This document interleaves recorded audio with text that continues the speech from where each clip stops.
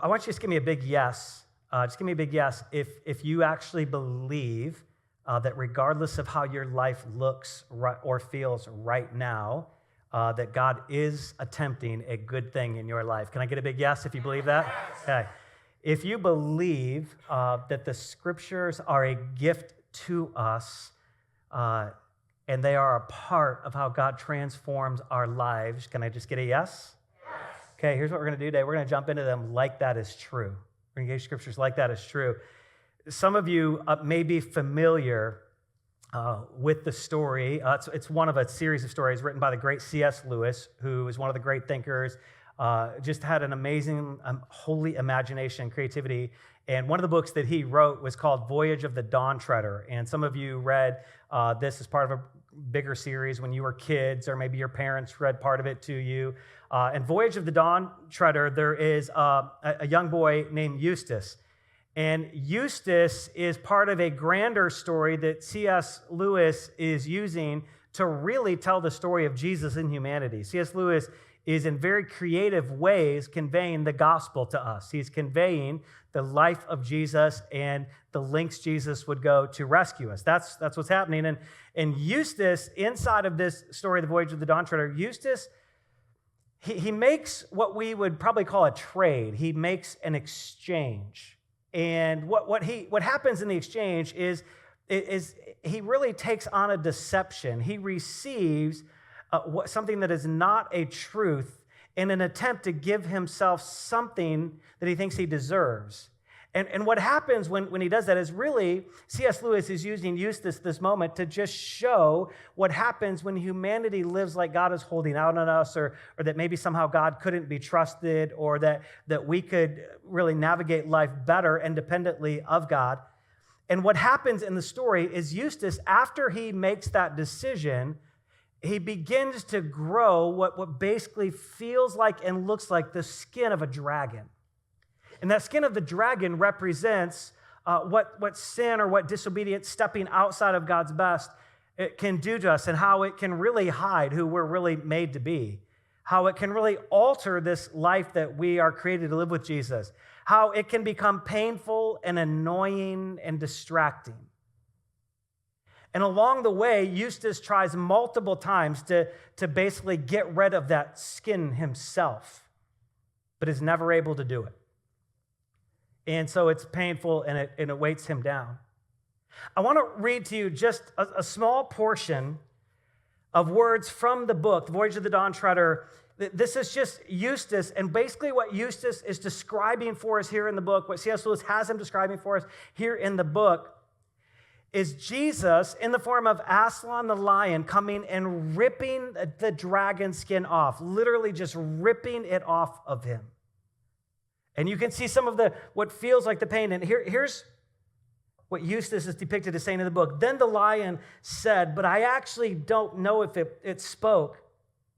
But he said to me, you will have to let me undress you. And I was afraid of his claws, I can tell you, but I was pretty nearly desperate now.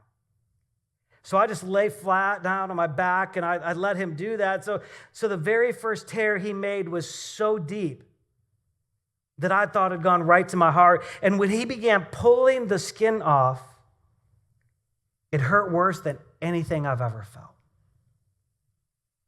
The only thing that made me able to bear it was just the pleasure of feeling the stuff peel off. You know, if you've ever picked a scab of a sore place, it hurts like Billy O, but it is such fun to see it coming away. Well, he peeled the beastly stuff right off, just as I thought I'd done it myself the other 3 times. Only they hadn't hurt. And there it was lying on the grass, only ever so much thicker and darker and more knobbly looking than the others had been. And there I was, smooth and soft as a peeled switch, and smaller than I had been. There he caught hold of me. I didn't like that much, for I was very tender underneath now that I had no skin on. And he threw me into the water. It smarted like anything, but only for a moment. After that, it became perfectly delicious. And as soon as I started swimming and splashing, I found that all pain had gone from my arm. And I saw why. I turned into a boy again.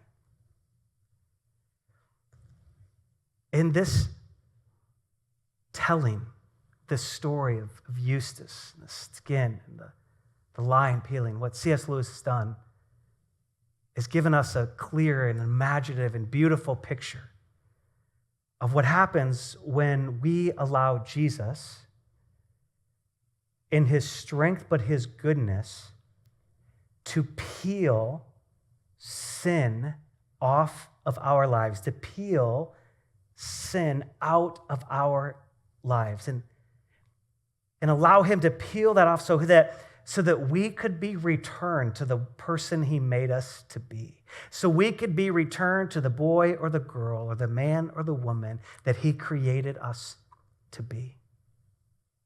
And while it is painful, it is what we're more desperate for than we realize. And this morning, I want to invite you to a passage in the middle of your Bible, Psalm 51. In Psalm 51, we're going to look at what is our response? What is our part in allowing Jesus, like Aslan to Eustace, to peel the skin off, to peel the sin away? What's our part in that? In Psalm 51, we're going to look at the part of a story. It's a journal entry of a guy named David who was king and really successful king. But when we read Psalm 51, we're actually reading a significant confession from David. David has really abdicated his role of king at a time when he should have been at war. He'd stayed back. He'd kind of had enough success. He started resting on his laurels a little bit, getting distracted and getting lazy. He commits adultery. He then commits murder to try and cover up the adultery. He then lies, so there's all sorts of deception. So David's life is marred in sin. And what I want you to hear kind of inside of that story is that while there is adultery and there is murder, there is sin and there is subtle deception and there is the sin of just simply not being where he should have been at the time. So there are grand and there are small. The size of David's sins are irrelevant to the story.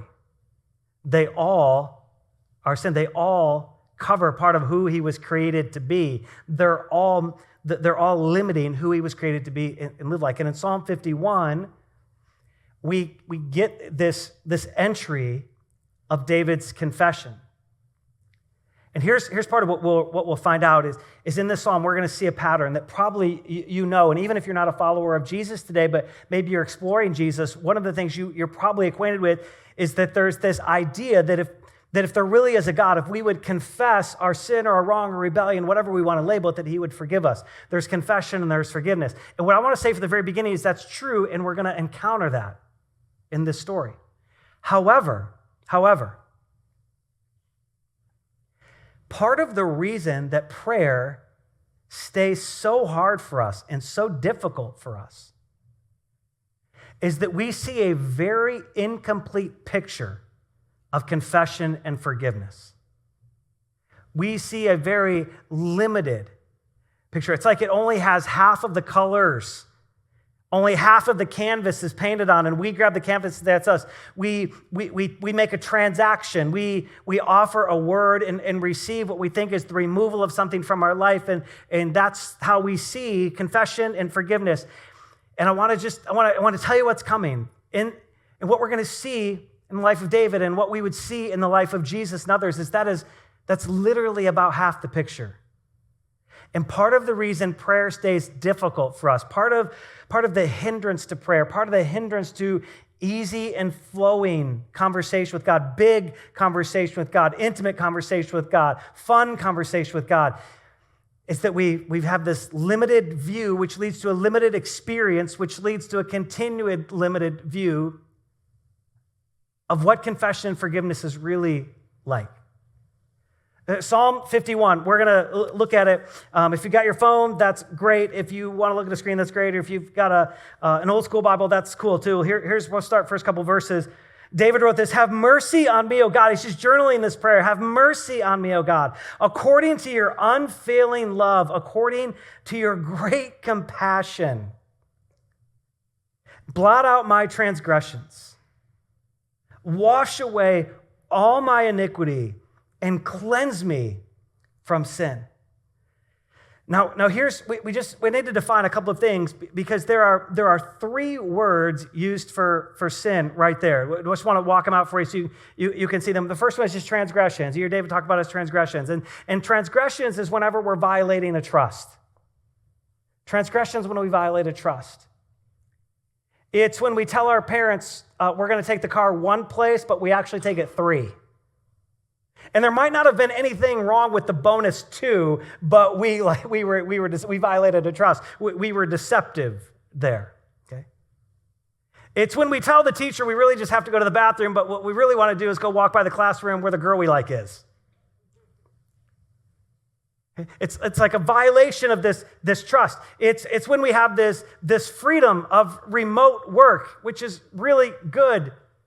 But then we violated trust by misusing it and abusing it and trying to set up systems in which it wouldn't be known that we were abusing the apparent freedom.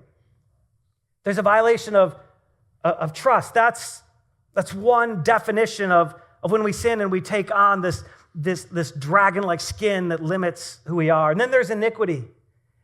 And iniquity, the way David uses it, is anytime we distort a good. We take something good from God. We take a good desire that God gave us, and we try and accomplish it or experience it through a means that God has not set apart. David does it very clearly in the story. One of the most obvious ways that David engages in this is through what is supposed to be the gift of sexual intimacy inside of marriage, and yet David takes a good thing, pulls it out of its context, and commits adultery. Right? He took a good thing and he distorted it. He took a good thing and he distorted it. You can do it with things like truth. You can tell a truth and use it to manipulate people. Right? You can take a truth and use it to manipulate people. We're really concerned as a culture about misinformation. What I want to caution you to just be concerned about in our own lives is there anywhere where we have truth, but we're actually using it to manipulate people. It's something good, but it gets distorted. And then you just have this word sin, which is the more common one, right? That's the word that we would use often, and that just means unloving disobedience. It's where we know clearly what God has invited us into, and we would say that we love him, but we do the opposite. We know what he's invited us into with our resource or with our time, or how he's invited us to love our family, our spouse, our kids, or our aging parents, whatever. And yet we know what he's invited us into, and we just do something different. Just sin. Now, those are three words that we see here. Let me just give you one word of hope. There's actually a fourth word in Psalm 51. There's four words that David uses to describe sin. There are 19 words he uses to attempt to describe forgiveness. 19 words. Forgiveness is so much greater than sin. Forgiveness is so much more unlimited than sin. But it's okay for you and I, just at the very beginning, just identify with David a little bit and say, yeah, you know what? I've distorted some good. I've taken a good desire from God, and I've gone about it in a way that is far outside his best. I've taken the truth and used it to manipulate something or get my way. I've known what Jesus has asked me to do, and I've just done something different. It's okay. Just look around. You're in a room full of those people, right? You're in a room full of those people. It's us. So David goes on, though. He's being honest. And then look what he says, verse 3. He says, "For I know, I know I am well acquainted with my transgressions in this. And my sin, it's like it's always before me. It feels like it's on me, like it's become a skin that I have to wear. Against you, God, and you only, really did I sin. You're the original one I sinned against. Did I sin against the nation I was leading? Did I sin against my friends? Did I sin against my family? Did I sin against people? Absolutely. But But I originally sinned most against you, God. And I've done what's evil, there's that fourth word for sin, evil in your sight. So you're right in whatever verdict you come up with, and you're justified in whatever you determine to do as judge. And surely I was sinful at birth and sinful at the time my mother conceived me. David's pointing back to what all of us need to understand is that because of sin in the world, you and I are born with a bent towards sin. You and I are born with what is called a sin nature. Left to our own devices, we are going to sin. We are going to be selfish, right? It's the old and obvious adage, nobody has ever had to teach their kids to say, mine. Nobody's ever had to teach their kids to say, no, right? Why? Because we want to be independent. We want to move outside of whatever God has given us to guard and guide us. But what we're really seeing in these first several verses is just confession. This is David's confession. This is the power of confession. This is just the coming clean. This is just the admitting what God already knows. This is just admitting what skin we've put on that we thought was going to be great. But it's just admit, it's just confessing, yeah, that's me. David's not trying to run from it anymore. He's not trying to hide it anymore. He's not trying to dilute it. He's not trying to minimize it. He's also not trying to overplay it, right? But he's just saying, this is where I am. Now, at least in a religious pattern or religious system, a lot of us are good at this part. We're good at the confession part. Let's go on and see what happens next. David says, verse 6, yet you desired faithfulness even in the womb. You taught me wisdom in the secret place. David's pointing at this truth. We'll read other places in the scripture that really, while God was conceiving us, he tucked eternity in our heart. He did put eternity in our heart. We would have, while we had this bent towards sin, we would have this awareness in our heart somewhere that there is an eternity. There is a God that's greater than all the other trappings. David's pointing to that we're also born with that. And then he starts asking for forgiveness. Cleanse me with hyssop and I will be clean. Wash me and I'll be whiter than snow. Let me hear joy and gladness. Let the bones you have crushed, let the part of me that just feels beaten down and destroyed by all of this, let that rejoice again. Why don't you hide your face from my sin? Why don't you blot out all the iniquity? And then would you create in me a pure heart, O God, and would you renew a steadfast, right, enduring spirit in me? And in fact, don't cast me from your presence. Please don't take your Holy Spirit from me. Don't take my awareness of your Holy Spirit. Don't take the work of your Spirit from me. Now I love verse 12. Restore to me. Restore to me. Build in me again the joy of your salvation and grant this willing spirit. It's you working in me to will and to want, to act and to crave your good will. So here's what we begin to see happen, like David's confession in these last several verses. What we see is that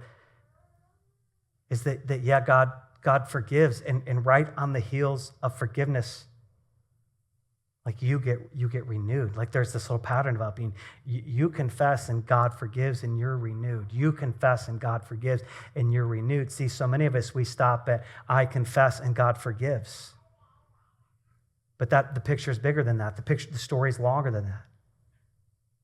Because as long as we stop at I confess, you confess, and God forgives, what we still find ourselves with is in a very broken down condition. Yep, sin might be covered, it might be blotted out, it might be removed, but there's still a pattern of sin, there's still this weight of sin. This is how we end up carrying guilt and shame way past prayers of confession, forgiveness. This is how we start playing insecurity and disqualifying ourselves way past confession and forgiveness, right? Or it's how we start abusing confession and forgiveness, right? Confession and forgiveness, I can do whatever I want, right?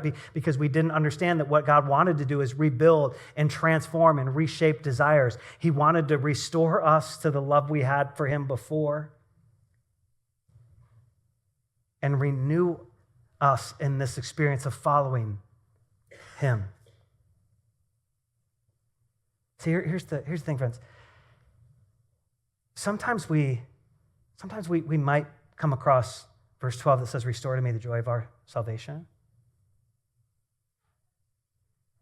And we never really had a joy of our salvation. I mean, we've prayed. We've confessed. We've asked for forgiveness. We've asked Jesus into our life or into our heart or whatever our vocabulary was. But what if that didn't lead to joy? What do we do with that? What do we do with that? Is it possible? Is it possible that it didn't lead to joy because we stopped at confession and forgiveness and thought, when I got confession and forgiveness, well, at least I got heaven taken care of? But just as excited as God was to give heaven, he was excited to give heaven in you right now. Just as excited God is to give in eternity, he was excited to start eternity now. And so just as excited as he was to forgive, he was equally, if not more excited, to renew and to rebuild and to turn you back into who he created you to be. What if we've simply stopped short? What if we didn't know that confession and forgiveness, while a gift, was actually an incomplete picture? What if we didn't know, or what if we've lost track of that this truth that Jesus is bigger than confession and forgiveness? Jesus is big enough to hear our confession, forgive us, and renew, rewire, rebuild, restore, renew, put back together.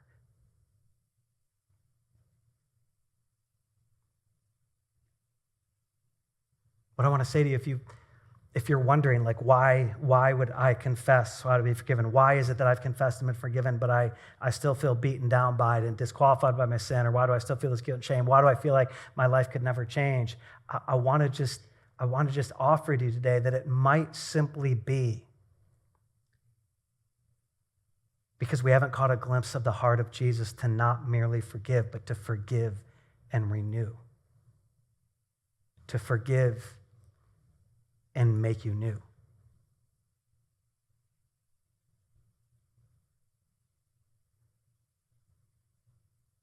Man, that's incredibly loving, isn't it?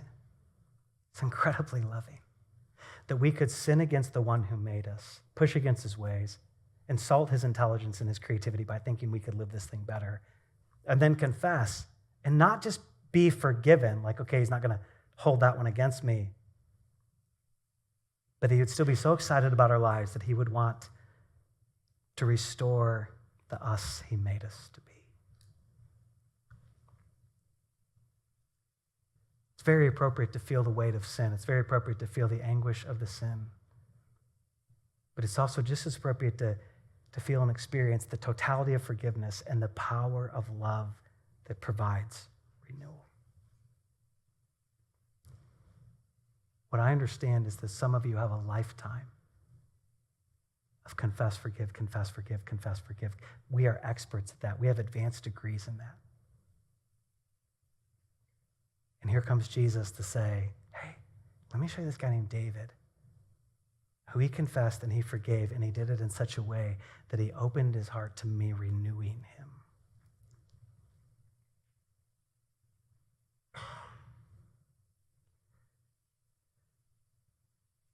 You confess. God forgives. You're renewed. But let me just plant a question with you. We'll come back to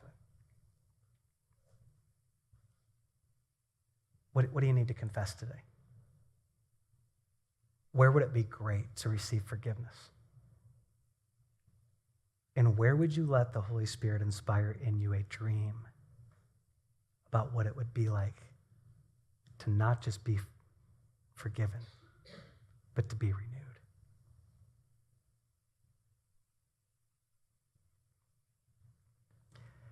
Because if we'll get there, the story gets better. It's a pretty good story right now. But it gets better. Let me show you verse 13.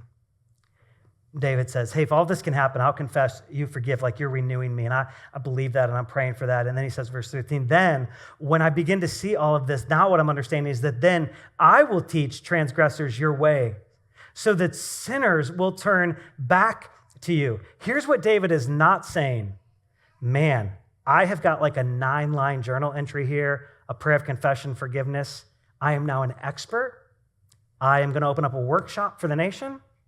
It's going to be a half-a-day workshop, and I'm going to teach people how to get this done. It's David saying, man, my life is so marked by this. My life is so marked by the beyond forgiveness elements of your grace that people are going to have to know about it. People are going to have to know. People are going to ask. I'm going to have to tell. My life is so marked by the beyond forgiveness piece because it's the beyond forgiveness piece that allows me to live differently and not continually go back to what I needed forgiveness for in the first place. It's the beyond forgiveness piece. David says, man, like I'm going to have to do something with that.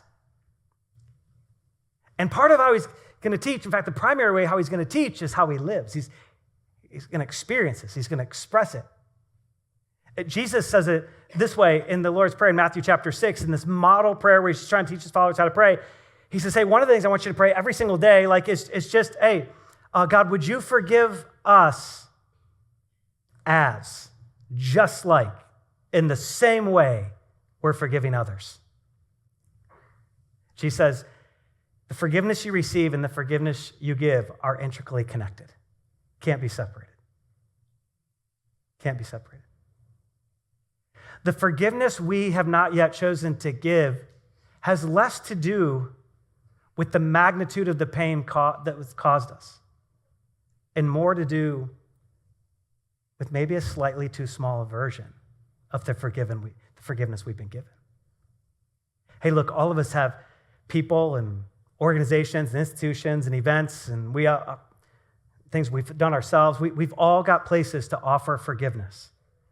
And we can't minimize any of that pain. We can't minimize any of the crisis, any of the abuse, any of the words, any of the carelessness, any of the abandonment, can't minimize any of that. But our ability to enter into what Jesus says and to be a forgiver isn't just based on our own internal strength. It springs from the forgiveness we've received, which isn't just a forgiveness transaction. It's a forgiveness that really begins a process of renewal, being made new. Being made new. So really what happens, what David shows us, is not just confession and forgiveness. That's a limited picture, and it's part of what leaves prayer so hard for us, because we get confession and forgiveness, but we still carry the weight of the sin. We still carry the residual impacts. We still carry, right? And so when we go to prayer, we're still feeling kind of about it. Okay, I've been forgiven, but I still feel kind of gross, or I wasn't good enough, or I didn't count, or I didn't make up all the rules. That's why it leaves prayer hard for us. So the real model, the real experience to be had is it's more like this: like you confess, God forgives. You're renewed, you forgive. Right? That's more the way of life Jesus invited us into. Like you confess. We all have things to confess. I mean, come on, like we all have it, right? You don't have to squirm like, oh man, John must have heard me this week. Did John put a camera in my house? I mean, no, we all have it, right? I'm with you, okay? You confess, God forgives. You're renewed, you forgive. You forgive. Because here's the beauty of what happens. Forgiveness multiplies. Forgiveness multiplies. Forgiveness has a naturally expansive, multiplying quality. Forgiveness genuinely experienced results in forgiveness genuinely given. Because forgiveness genuinely experienced is so compelling. It's so transformative that it multiplies. But here's what's also true. We just have to be honest with ourselves, right? Okay? Here's what's also true. Is that much like forgiveness multiplies, bitterness multiplies too. Bitterness multiplies too. Which means this. What might feel in this moment like a slightly uncomfortable truth is that each and every one of us is multiplying something right now. Maybe not overtly, maybe not even consciously, but you and I are multiplying forgiveness or bitterness. Because we've all sinned and we've all been hurt. We've all been disappointed. We've all been let down. We've all been scarred. Forgiveness multiplies. But bitterness does too. Why don't you come back in time with me for a second, 1960. You've at least heard the story. 6-year-old Ruby Bridges breaking down some lines of color, being the first African-American girl to go to an all-white school. And when she went, she faced protesters, lots of insults, lots of labeling. There was one white teacher that would actually educate her. All the rest said no. But here she goes to school, and she goes armed by, or guarded by these U.S. Marshals, right? And a counselor got connected with Ruby, just with some awareness of the pain and trauma that she must be experiencing as she takes this bold step, right? And the counselor would go to their house where her parents and her siblings lived with her, and just once a week would just check in. And one time he wanted to revisit what he had seen Ruby do during the week. He had noticed that while she walked past these protesters to school, she appeared to be talking to them, saying something to them. And this conversation gets recorded. The counselor's name was Robert Cole, and he said this to Ruby when he went to her house that week. He said, "Ruby, you look like you were talking to people in the street on your way to school yesterday," he said on one occasion. He said, "Did you finally get angry with them? Were you telling them to just leave you alone?" "Well, no, doctor," replied Ruby politely. "I didn't tell them anything. I didn't talk to them." "Well, who were you talking to?" The little girl stared at him, said, "I was talking to God. I was praying to God for the people in the street." "You were praying for them?" "But Ruby, why were you praying for them?" Her eyes widened. "Well, don't you think they need praying for?" Robert Coles was lost for words. Regaining his composure, he whispered, "What do you say when you pray for them, Ruby?" "Oh, I always say the same thing. Please, God, try to forgive these people. Because even if they say those bad things, they don't know what they're doing. They don't know what they're doing." It sounds very Jesus-like, doesn't it? And you and I don't have to be in the room to know that that counselor was impacted by that. You and I don't have to be in the room to know that that family was impacted by that. You and I are in the room or online today, and we're being impacted by that. Why? Because forgiveness multiplies. Forgiveness multiplies. And so does bitterness. What I want to do today is I want to ask you 2 questions, and then we're going to take a minute to respond. 2 questions are really simply this. What do you need to confess?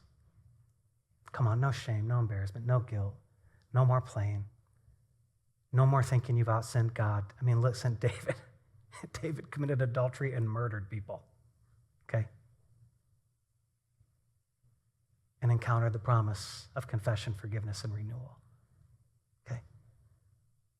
What do you need to confess and allow yourself to be forgiven in the process of renewal and remaking and healing begin? And who do you need to forgive? Who do you need to forgive?